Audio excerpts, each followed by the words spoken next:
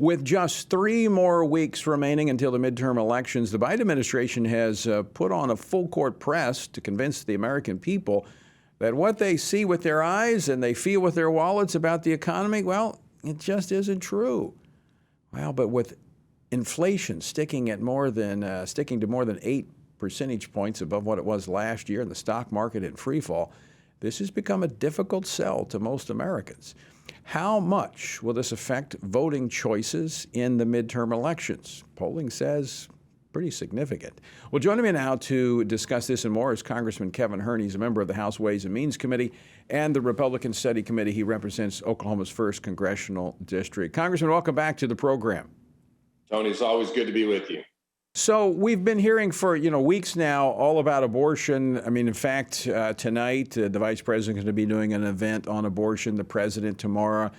Thinking that was driving a wedge between voters and Republicans, but it appears now the economy is driving a wedge between voters and the Democratic candidates.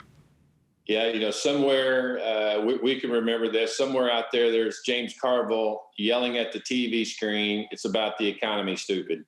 And like he did with President Clinton back in the day, candidate Clinton, as he was running. And that's exactly right. The American people are tired of what they're seeing.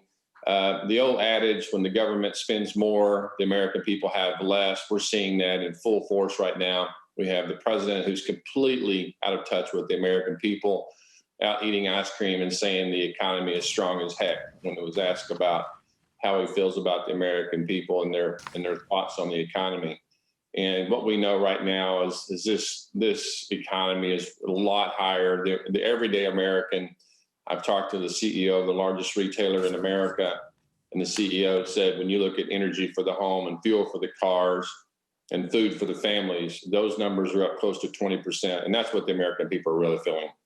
Congressman, I'm going to play a clip of President Biden on Friday in Portland, Oregon, basically pointing the finger to Republicans as being the big spenders. Play clip number 4. Next time you hear the Republicans talk about big spending Democrats, remind them, Biden lowered the federal deficit last year by $350 billion and by $1 trillion this year. That's a fact. So don't tell me you can't afford it. That's so disingenuous, because what he's talking about was the emergency COVID spending that was put out there, bipartisan, at least the first tranche. And he's saying, well, we're not spending that again this year, therefore we've reduced the debt and the deficit. I think he had 2 people yelling, his supporters. That may have been his staffers out in the background there, because the reality is that you have former Obama administration people like Larry Summers and Jason Furman who warned him from day one, don't do this. And yet he did. Chairman Powell, said he tried to make up every excuse for it to be temporary, transitory. Janet Yellen, Secretary Treasurer Yellen said, this can't be, a bad thing. And then, she's recently said in the last few months that she was wrong. Everybody except for Joe Biden and his close staff think this is a good thing. And what we know last year, when the American Rescue Plan money was put out there, the bill that was passed, there was still well over $1 trillion of previous COVID relief money that had not even been spent yet. Mm-hmm. And now we've got just voluminous amounts of money. And again, since that time, another $3 trillion spent. And that's why we're seeing inflation continuing to rage.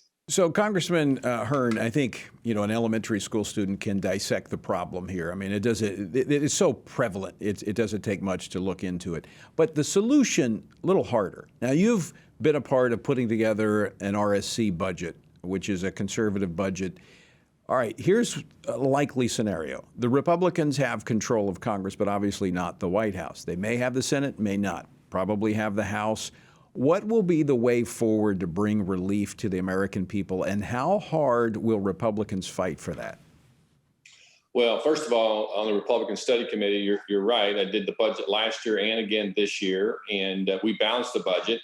And I know many would like for it to balance much sooner, but the recent budget was almost 7 years, and that's because the cost curve, the inflation curve has moved it out a little bit farther. But it's going to take some aggressive action to do it now. It's not going to be easier tomorrow, figuratively speaking, than if we don't start today. But stopping the spending, letting the growth in the economy, which is going to be anemic at most, at best rather, is somewhere around 1% next year if we're lucky, and let that start growing away, keeping our spending steady, will be the first start we do. The Republican House will not be sending these egregious spending bills to the Senate to head to the president's desk. And that's what we've got to do first. Obviously, we can't enact anything until we get the White House. My guess is that Biden will have a Clinton moment, albeit in his first term, like President Bill Clinton did in his second term, is that he's got to do something or the Democrats are going to lose complete control of everything. So there'll be something he has to pass and sign the Republicans put into act. So you think, because actually you're actually right, because Bill Clinton became conservative fiscally during the time that the Republicans had the Congress. So do you think that you might be able to dial back the spending of this leftist-leaning government? There'll be things that we're going to be putting on the table right off the bat to look at it. It's sort of interesting that we did the $80 billion that came out of this so-called Build Back Better plan, and that was going to go fix the problems at the IRS. Well, last week we had a hearing with the Inspector General that looked at this whole issue of what's going on in the IRS, the leaking of documents. And I looked at the IG's report, the response from this chief information officer from the IRS. Nowhere in either one of those was there anything about we needed more money. They talked about the lack of management skills, just not doing their job. Of course, no one was fired for that. And I specifically asked the IG, would the money change this? And their response was no. So all we're going to get is more agents going out and shaking the pocketbooks of the everyday American trying to get more tax dollars. So 20 seconds left, Congressman Hern. How aggressive will Republicans fight for this type of accountability you're talking about, even though they may only have one chamber of Congress? We're going to be fighting aggressively. We're not going to pass things unless there's some oversight put in there. I know that the future Speaker, Kevin McCarthy, has said to everybody and to the press that the first thing we're going to put on the floor day one is to push back and pull back on that money being spent to the IRS. And we've got to find these opportunities where we can to go back and pull back, realizing that we may not have the Senate and that we put some things on the table that we can gain some leverage. And it's not going to be easy, but we're not going to stop fighting until we get it done. All right. Congressman Kevin Hern, always great to see you. Thanks so much for joining us on this Monday. Have a great day.